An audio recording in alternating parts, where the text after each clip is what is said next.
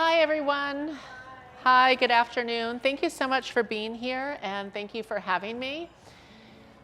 And my name is Beth Shaw. I'm the founder of YogaFit, which is the largest yoga school in the world. And I love being here in Vegas because, as I'm sure you know, Vegas was voted number 7 on the most unhealthy cities list. So lucky number 7 of unhealthy cities. And you know, I'm so happy to be here that I actually stepped away from my slot machine. I put down my martini, and I actually put my cigarette out too. So we're good. So I'm not here to give everyone weight loss information or anyone weight loss information. I'm just here to point you in a direction of perhaps a little bit better health, because obesity is a huge problem in our country, and its costs are staggering in every way. So right now, about 68% of our population is either overweight or obese, and if the statistics continue to climb, that number is going to be over 51% in the next 10 years, and that's really a national crisis. Yes? Could you be a little louder? I'm getting a lot of noise. Okay. Better now? There is, but it makes very strange noises, not unlike bombs and bees, which not a good combination, so we're going to avoid the mic. Better? Yeah? Okay. So where was I?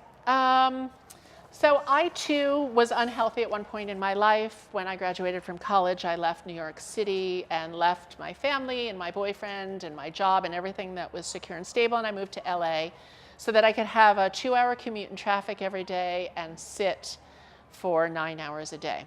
So what happened was I gained 40 pounds, and it took a long time for me to, you know, everyone ever have that aha moment where you just wake up and you're like, something's got to change? Anyone? Show of hands? Okay. So I had that moment one day where I was just like, enough is enough. I started going to the gym at 5 a.m. I started to not eat the bean and cheese burritos and switch it out for something healthier. Although I've been working out since age 15, somewhere along the line I got off track. So I understand for everyone how easy it is to get off track. You know, the weight came off, and as a result of the weight coming off, I found that I was able to get other aspects of my life in control. My finances, paying off my student loans, just getting my emotional health together. So there's a really big correlation between getting your body in shape and getting the rest of your life together as well. And because they say that sitting is the new smoking, and anybody sit all day? I spent a lot of time sitting. Orange theory back there, I'm sure you guys aren't sitting at all. You're in the orange zone all day and all night. You're the fortunate ones. So sitting is the new smoking, and I'm just going to quote some statistics for you here. When people spend their days sitting, they increase their risk of cancer, of early death, of lung cancer, uterine cancer, colon cancer, and they amp up their anxiety and depression. So what can we do about that? We can eat less and move more. But I think everybody knows, like if you go in the street and say to people, how do you lose weight? Everybody's going to be like, exercise more, eat less. But when it comes to practicality, most people aren't able to achieve that, especially where they're serving very large portions or there's an all-you-can-eat buffet. I'm not going to name any cities on that. So what we want to do is just keep moving our bodies. Find an exercise that you like and do it daily. The good news for you living here in Las Vegas is there's plenty of hiking year-round. I mean, some part of the year you need to do that very early in the morning or late at night. But there seems to be a gym on every corner. And there's a lake that you can swim in. There's also the opportunity to do some alternative healing modalities, such as cryotherapy, float tanks. There seems to be a lot of massage in this town. I don't know how much of that is actually massage, but there seem to be a lot of those places too. You can also rescue a dog from your local shelter and take a lot of walks. So we're going to do some breathing exercises with our respiratory therapist, Patti. Patti, why don't you come on up? So my name is Patti. I'm a trainer with YogaFit, and I work with Beth. We've known each other years. But I'm also a respiratory therapist. I'm director of cardiopulmonary over at Summerlin Hospital, just on the northwest side of town. And for me, this was an aha in my practice. I've been practicing yoga since I was a kid. My mom was a hippie, and so my sisters and I were practicing. But for me, when I got into respiratory therapy, I realized that there was a lot of similarities in what I taught my patients and what we practice in yoga. There's a whole limb of yoga dedicated to the breathing practice. And honestly, how many of you think about your breathing on a daily basis, breath to breath, moment by moment? We don't. It's one of those things that we do voluntarily and involuntarily, right? So we have the control of our breath. We can, when we're kids, who can hold their breath the longest? We'll hold our breath. But that only lasts for so long, and then your body kicks in and says, hey, knock it off, dummy, you gotta breathe. And so in our daily lives, as we get older, as we become adults, we tend to breathe more rapidly, more shallowly, right? And so we trigger the stress response. When we're stressed, our breathing is stressed. We increase the respiratory rate, we increase the heart rate, and we increase our blood pressure. And there have been studies over the last several years, and there's been several of them, that have shown that just by doing breath work, simple breath work where we slow the breath down, something as simple as just 2 minutes out of the day, focusing on the breath. And yes, there are a lot of kriyas, there's lots of pranayama or breathing exercises in yoga, but we can do something so simple as just slowing the breath down. So normally we breathe anywhere from maybe 12 to 20 times per minute, but when we're stressed, that may increase. And we breathe more shallowly, we don't use the diaphragm, we don't use the muscles that are necessary to breathe effectively as well.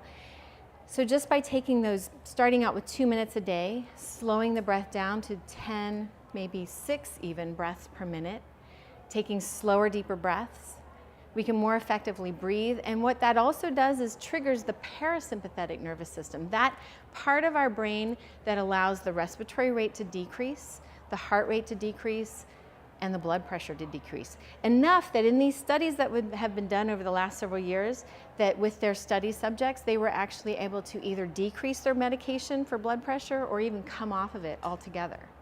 That's powerful, that's huge. The breath has a powerful effect on the body. So not only does it help to decrease the respiratory rate, blood pressure, heart rate, but it also helps to calm us, to allow us to focus. And there's just simple things that we can do. So by taking those 2 minutes each day, maybe working up to 10, even 20 to work on our meditation, we can have a significant impact physiologically on the body. So let's just do a really simple exercise. If we take one hand and place it over the abdomen, one hand place it over the chest, and you can close your eyes if you want, and just pay attention to the breath. Just notice the rise and fall of the chest. Maybe even listening to that light whisper, and we can breathe in and out through the nose, or maybe in through the nose, out through the mouth, whatever's more comfortable for us, but just paying attention. And once we notice the breath and that easy in and out, rise and fall, let's start to focus on taking a deeper breath. Inhaling, feeling the chest expand and lift. The belly pushes out slightly, and as we exhale, relaxing through the shoulders, releasing tension, maybe actively pushing that air out slightly to make room for that next positive breath. Inhale, breathe deep. So as we focus on these deeper breaths, we can focus on lengthening the inhalation.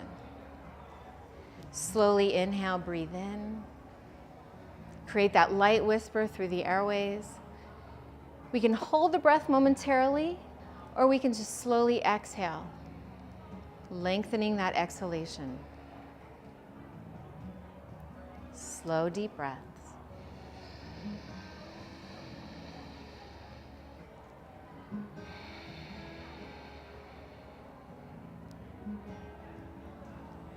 Again, noticing the rise and fall, and noticing the relaxing effect that it has on the body. The ability the breath has to allow us to relax, to release, to refocus and rejuvenate.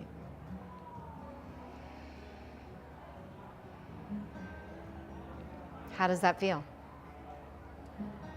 And this is something we can take with us anytime throughout our day when we're feeling anxious, overwhelmed, whatever the case may be. That is what we have as a tool to allow us to focus and relax. Powerful, huh? Good. Thank you. So if you sit for more than 6 hours a day, you increase your chance of an early death, which may or may not be a good thing, but if you want to increase your lifespan, this is some couple little tricks you can do during the day to mix it up a little bit. So let's close our eyes for a moment. Take a deep breath, just continuing the breath you were doing a moment ago. Breathing in through the soles of the feet and up to the crown of the head. Checking in with your body, notice how it feels.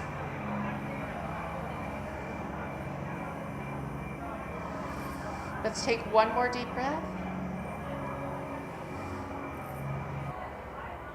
And let's start to pick one leg up at a time. So you can do this if you've got your laptop in one hand at your desk. And let's take our arms in the air and just move around a little bit. Good, you're all fitness enthusiasts, so let's move in some circles. So I know it's tough to work all day and exercise. So one of the things that you can do, that I like to do, is to wear my workout clothes under my business clothes. And then you can have an impromptu dance party in your office, do some push-ups, and let's all do chair pose. And you can do this a couple of times a day so that you're not sitting every hour. Just get up and do this. Your coworkers may think that you're very strange. But guess what? You'll be living longer than them, which means you can take their jobs over.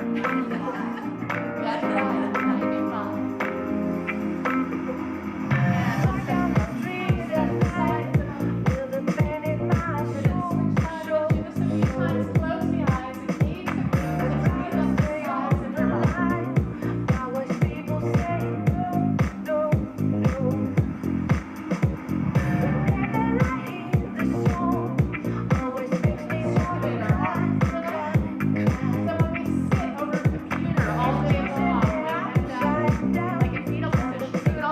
Chest expansion. So do this for 5 minutes every hour that you're at your computer. Or if you're driving for Uber, you can do this too. Good, let's take the arms back up. Bending the knees, we're going to exhale forward.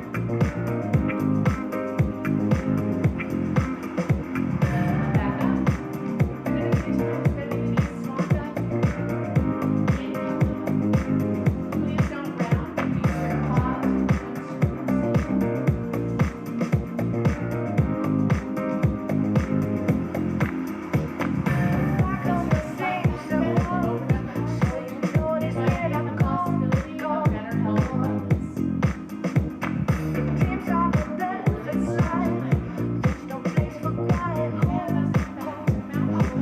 Close the eyes for a moment.